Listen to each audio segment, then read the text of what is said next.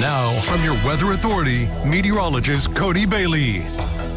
Well, so far, so good. We're a little bit warmer today, making it up to where we should be, 88 the high. But again, not overly humid, a little bit more noticeable today. And that's, again, going to be the case tomorrow as we get a little more humidity before things go back to below normal for early next week. And once again, little in the way of humidity for the first part of next week as well. But first, we do have to dodge maybe a few showers and storms over the course of the next 24 hours or so. But outside right now, looking towards the west-northwest from our Diamond Valley Federal Credit Union tower camera high atop of Deaconess Gateway Hospital. A few more clouds to the west compared to our eastern and southeastern counties, and that's going to be a little bit of a difference for tomorrow as this system pushes through. I think we'll have more clouds across western Kentucky and a little bit more sunshine on Sunday for parts of southern Illinois and southwest Indiana. Downtown Evansville, our Superior Ag Tower camera looking towards the north to northeast side there, the Lloyd Expressway there in the background, where temperatures, if you haven't seen the rain, and a lot of us have not, still pretty much in that 80 to 85 degree range after, again, topping out in the mid to upper 80s today. Flora, 81. You missed out on that severe storm earlier this evening, but just north of you,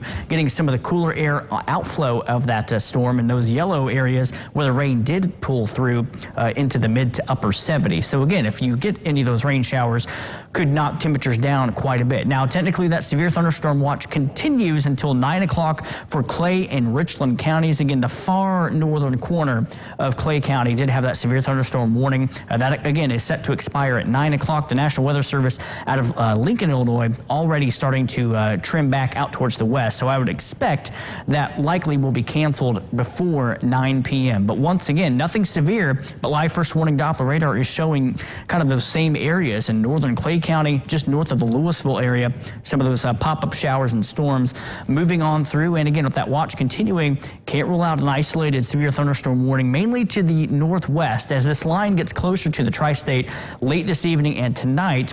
Obviously not much of the way of the daytime heating to fuel those storms, so that line will begin to break apart a little bit. But up towards the north, again, that severe storm did quickly weaken and move out of the area, and now some heavy downpours, a little bit of lightning, but doesn't look quite as impressive as the storm that pushed through earlier. And once again, looking out towards closer to the St. Louis metro, that's basically the breeding ground for some of these storms firing off. You can see kind of the pulsing nature with these storms, similar to what we had a little bit ago with that severe storm fading away, and the new storms develop, strengthen, then weaken once again. So that's a trend that we'll continue to see over the course of the evening, and with little in the way of rain over the last week or almost week and a half now.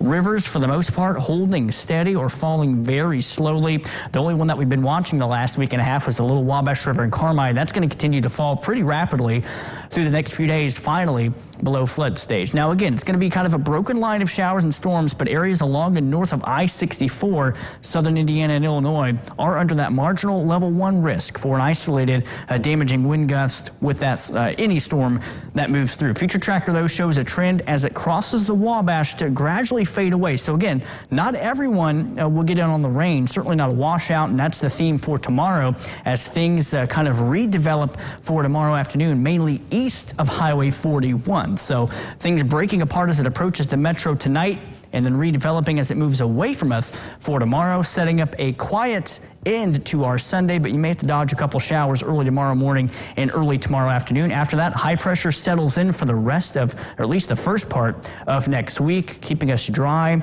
and, again, below average for the first part of the week. Temperatures tonight, though, falling through the 60s and the low 70s for those overnight lows, and a little bit of a range in temperatures tomorrow, depending on how the rain and storm chances unfold.